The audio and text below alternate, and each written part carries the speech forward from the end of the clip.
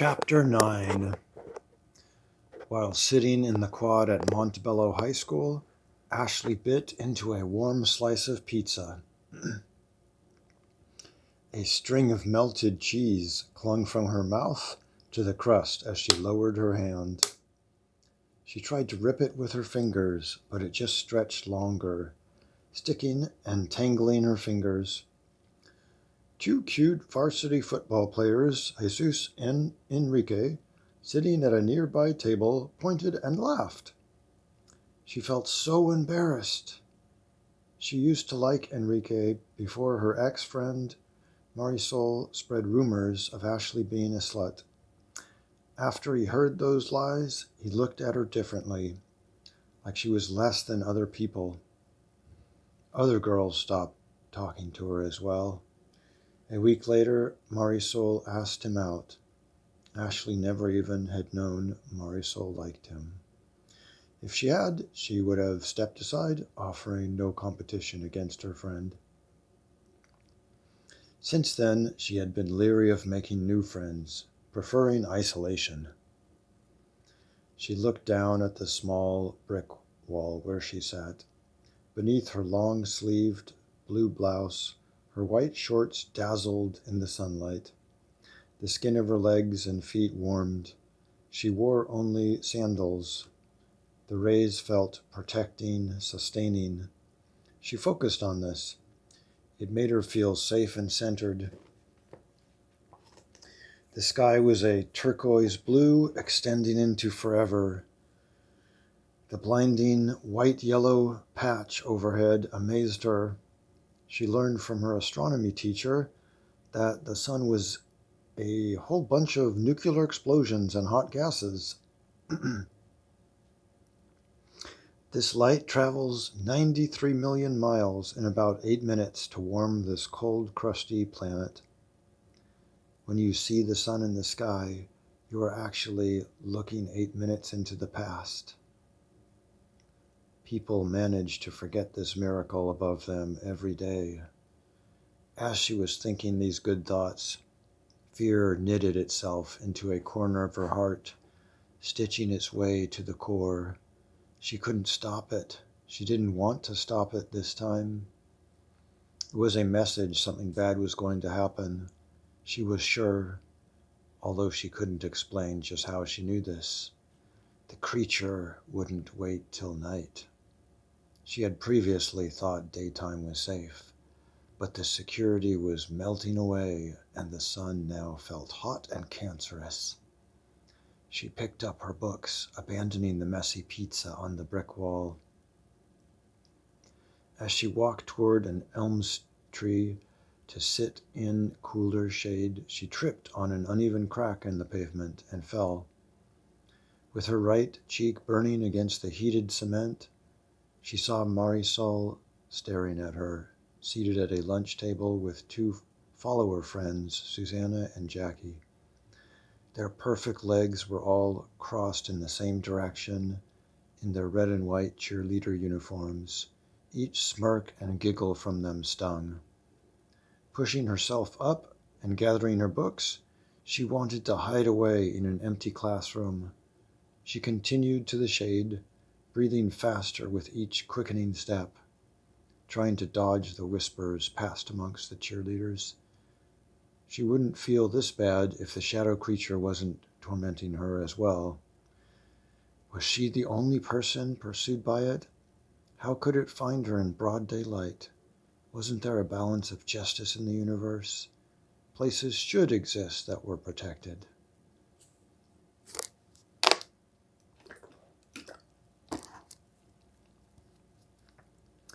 Remember, you have control, Tina. Just one word and I'll turn the light. She swallowed hard. All right, I'll try. Good girl. Shooting for 4 minutes now. He flicked the light switch. Pitch dark. This time was different. She felt it as surely as if a black widow crawled her belly. Up her flat, unprotected chest, each of her thunderous heartbeats provoking the spider. She wanted to scream, but found her voice gone. She stood and began to walk towards Jeff. She would turn the light on herself, but as she walked, she felt lost, like she might crash into things. She stopped. Tears sprang out of her eyes. She hitched in great draughts of air. "Tina?" her father called. She couldn't talk. Light rained down abruptly from the clear plastic ceiling panels, displaying Jeff standing by the door. His hand rested on the switch, concern twisting his face. They hadn't left her. Everything was fine. Why was she freaking out? She felt like a weak, pathetic girl crying for no reason that anyone could comprehend. Dad probably felt deeply ashamed. She had always believed he wanted a son instead of a daughter, but because of bad luck, he got her. All her life she tried to please him, only wearing jeans, t-shirts, tennis shoes, high tops, and Vans. Avoiding girly colors like pink, yellow, orange, and red. Doing boy stuff like playing catch, batting baseballs, roughhousing with neighborhood boys, grunting through action movies, skinny knees from skateboarding, avoiding talking about her feelings, trying to be tough. But with each of her attempts, Dad seemed disappointed anyways. She was a girl. She couldn't help that. She couldn't change that. After her mother died, she didn't want to change that. She wanted to be more girly, more connected to her mother, but she couldn't bear disappointing her father. Through tears, the blurry image of her father came towards her. Now she really blew it. He would remember this for months. It would stick in his memory like glue. But she secretly relished his safe arms embracing her. She smelled his comforting scent and hugged him back tightly. Jeff encouraged, "You did excellent. Almost 4 minutes. Don't worry, it's natural to feel scared."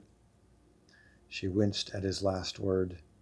As her father guided her back to the chair, her head dropped. She couldn't look into his eyes. She would not look into them and see the disappointment and shame. Jeff sat beside her and patted her shoulder. "You're brave confronting your fears. This is a good thing. We can wait a few minutes and try after you're comfortable." He took her wrist and began counting the beats. Still looking at the floor, she said meekly, "I don't want to." "I know." Dad asked, "Should we try another day?" Displeasure scratching his voice. Tina lifted her eyes to her father's chest, but couldn't go any further. Jeff responded, "We can, but it'll be dark tonight, and without us to help. If she gives in to her fear now, she empowers it. We want Tina to control it, not the other way around." "That is what we want," Dad agreed with enthusiasm. "How about it, Tina? One more time?" Of course it was safe with the light glaring throughout the entire room. The shadow creature would never come out in this, but sickening fear clung to her, making breathing difficult.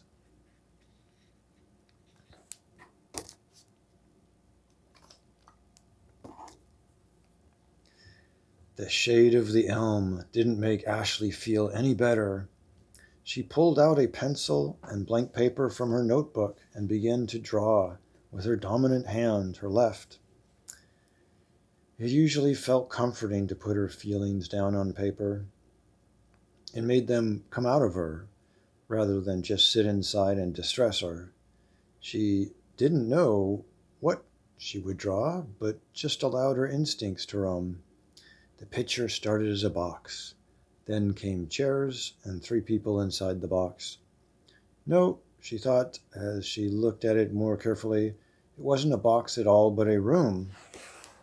One of the people was smaller than the other 2, and Ashley decided to draw this one with long hair, turning it into a girl. Big tears fell off the girl's face. Ashley wrote Tina on the girl's shirt, the same name that had mysteriously come to her the night before. Starting in the corner of the room, she began to shade darker until Tina was partly obscured in darkness. Ashley's hand went back to the corner of the room and began scribbling something unidentifiable, dangerous, waiting. Ashley's heart was beating fiercely. She stopped and looked up. 4 emo girls stood around her. She hadn't even heard their approach.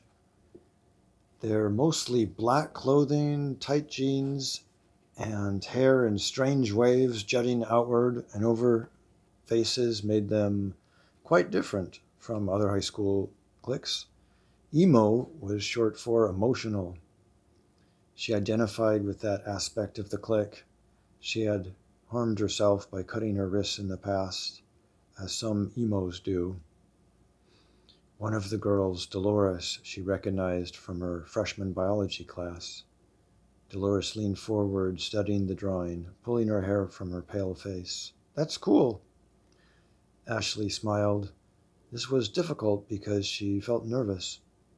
"You should be an artist," Dolores said admiringly. And the emo group began strolling away as though a school of fish, in sync with each other's steps and turns and head motions. Somewhat stunned by the compliment, she replied after the group, "Thanks." This drawing wasn't just a drawing, though. Somehow, she knew it was real. It felt like it was happening right now. The shade in the corner was the same creature she had seen at night, except this time it was going to kill. She was certain. A feeling deeper and stronger than intuition told her so. The shadow was after Tina. Despite not knowing this girl, Ashley began to scribble out the whole picture, trying to stop the shadow creature. She pressed so hard the pencil lead broke and the paper tore.